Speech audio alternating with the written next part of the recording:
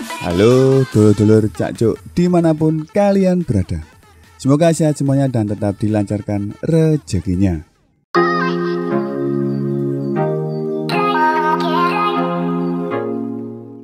Film kali ini berasal dari China dengan judul The Legend of Kunlun.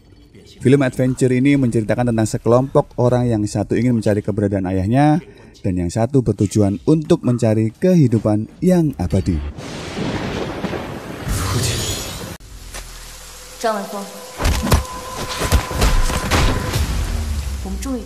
Film fantasi yang berlatar belakang di zaman kerajaan kuno ini menyuguhkan teka-teki yang membuat kalian para penonton mengerutkan dahi.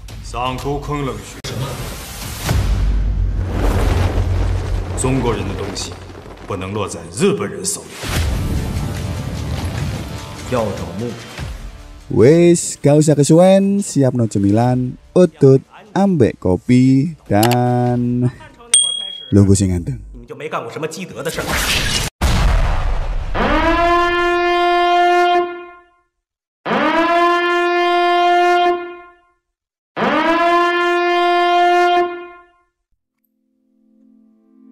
Di awal kisah kita diperlihatkan seorang laki-laki bernama Zhang sedang mencari petunjuk tentang kebenaran. Kebenaran tentang hilangnya ayah Zhang saat berada di Gunung Shengshu bersama beberapa orang untuk menuju reruntuhan Kunlun dengan bermodalkan cermin kuno Zhaoming sebagai kunci untuk membuka pintu.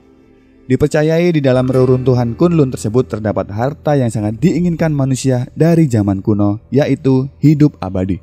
Namun mereka para kelompok itu bersama ayah Zhang hilang begitu saja dan tak pernah kembali. Namun Zhang yakin bahwa ayahnya masih hidup dan terus mencari petunjuk.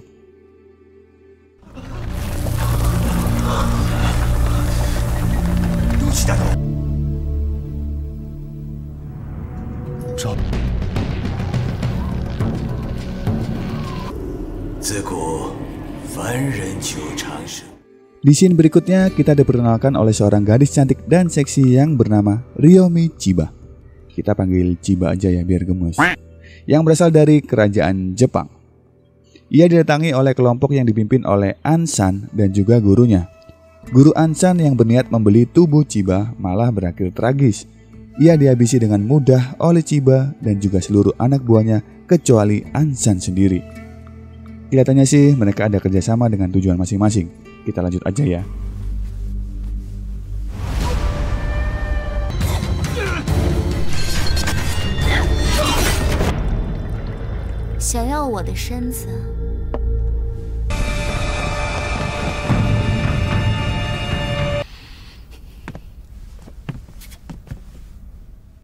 Zhang, Zhongling, dan juga Jia sedang menyelidiki sebuah makam kuno untuk mencari kunci, yaitu cermin Zhaoming.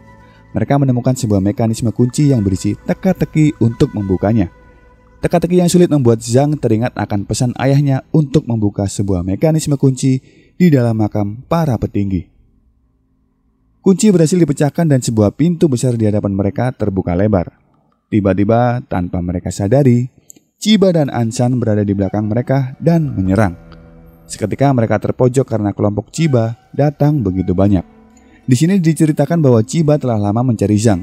Guru Chiba melakukan perjalanan bersama ayah Zhang 17 tahun silam. Pencarian terus dilanjutkan, mereka akhirnya menemukan cermin itu di dalam peti mati milik petinggi kerajaan. Namun, misi mendapatkan cermin itu tak berjalan mulus begitu saja. Mereka dihadang oleh ular besar yang tiba-tiba menyerang mereka. Perebutan cermin itu pun terjadi di makam tersebut.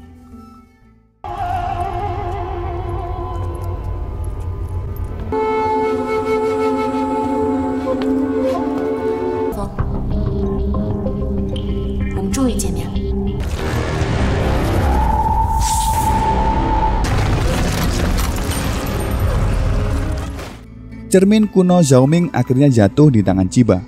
Zhang yang baru tersadar dengan segera menyusun rencana untuk mendapatkannya kembali. Begitu juga dengan Chiba yang sedang mencari sisa-sisa petunjuk yang tentu saja milik keturunan dewa Fakyu, yaitu keluarga Zhang itu sendiri. Malamnya mereka menyerang Zhang di kediamannya dan pertarungan sekali lagi terjadi di malam itu di bawah guyuran hujan deras. Tak lama Liu Rongcheng, kelompok dari Gunung Barat, datang membantu Zhang dan membuat kelompok Chiba mundur pada malam itu. 高烧不退。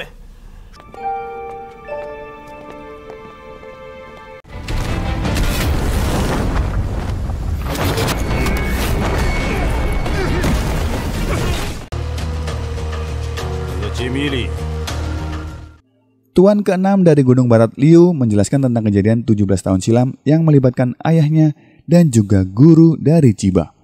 Sesuai tujuan Zhang di awal yang ingin mengetahui keberadaan ayahnya membuat Tuan Liu menunjukkan jalan menuju reruntuhan Kunlun. Mereka pun akhirnya melakukan perjalanan, begitu juga dengan kelompok musuh yang sudah melakukan perjalanan menuju Kunlun terlebih dahulu. Tujuan kelompok ini jelas untuk mencari harta karun yang tersembunyi di reruntuhan Kunlun. Dan Tuan Liu tak ingin harta milik kerajaan Tiongkok jatuh ke tangan kerajaan Jepang. Dan perjalanan itu pun dimulai.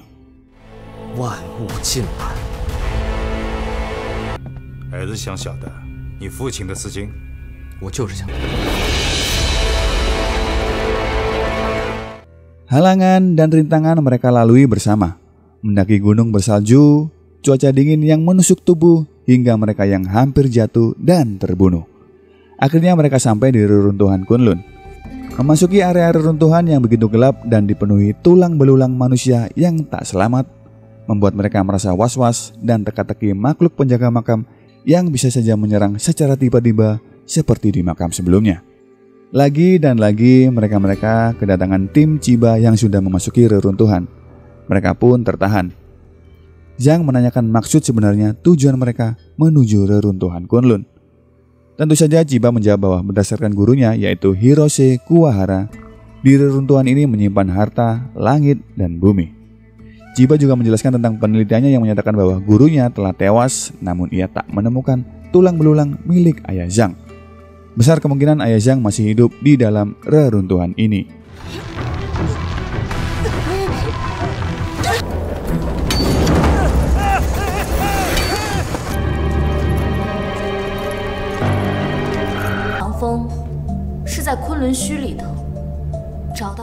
Perjalanan dilanjutkan hingga mereka menemukan kebuntuan untuk mencari pintu utama tersebut. Berbagai cara dilakukan hingga mendapat serangan jebakan yang bisa mengakibatkan kematian namun tetap mengalami kebuntuan. Hingga akhirnya Ansan berinisiatif meledakkan tembok tersebut dengan bom dan menemukan jalan berikutnya. Tibalah mereka di reruntuhan Kunlun, ibu kota para kaisar yang dihiasi pancaran sinar giok ungu di setiap sudutnya. Satu persatu menuruni bukit itu menuju jalan kota yang berada di dalam gunung tersebut. Namun, tiba-tiba, Jia melihat sesuatu yang aneh di dalam pancaran ungu giok tersebut. Dan benar saja, makhluk-makhluk seperti ubur-ubur itu menyerang mereka. Sama persis seperti kejadian hilangnya kelompok ayah Zhang 17 tahun silam.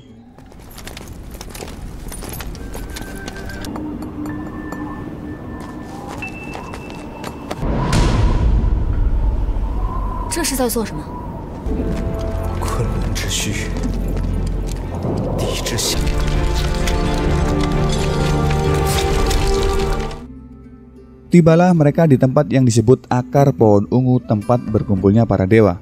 Lukisan dan tulisan itu terpampang jelas di dinding-dinding tersebut dan menyebutkan bahwa buah ungu dari pohon tersebut akan menjadikannya kuat dan panjang umur bagi orang yang memakannya.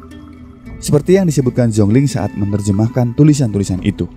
Seketika Zhang melihat bayangan kuda perang yang sedang berlari. Ia pun segera pergi mengikutinya, begitu juga dengan yang lain. Mereka terus memecahkan teka-teki kuno yang berada di reruntuhan tersebut. Mereka juga tak luput dari jebakan-jebakan aneh yang tiba-tiba menyerang mereka. Seperti ada yang menjaga tempat itu dan tak ingin diusik.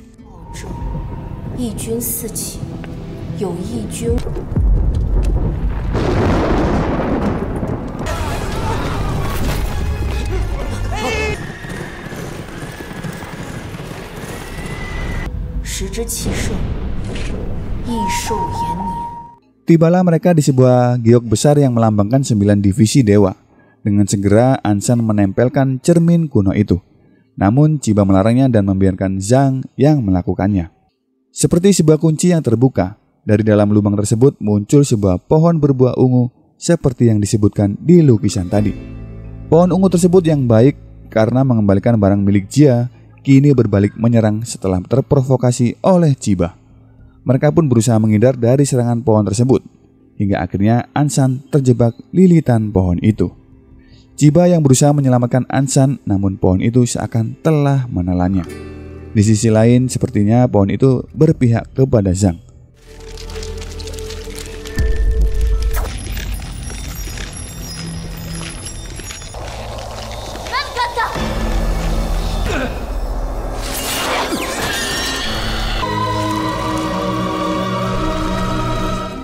Ia dipertemukan kembali dengan ayahnya. Keinginannya untuk menyelamatkan sang ayah menemui jalan buntu ketika pohon itu mengekangnya selama bertahun-tahun. Dalam bayangan mimpinya tersebut, Zhang mendapat pesan dari ayahnya untuk menghancurkan pohon tersebut. Chiba yang bermaksud menjadi abadi menjadi halangan Zhang untuk menghancurkan pohon itu. Namun pada akhirnya, pohon tersebut hancur dan menyelamatkan tim Zhang dari bom.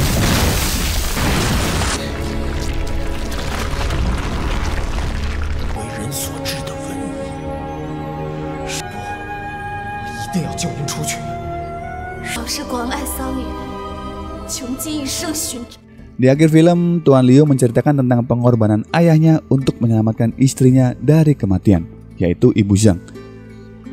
Keinginan untuk hidup abadi membuat ayah Zhang harus rela membayar mahal dengan nyawanya.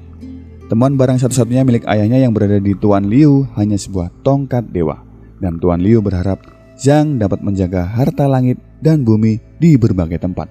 Dan film pun berakhir.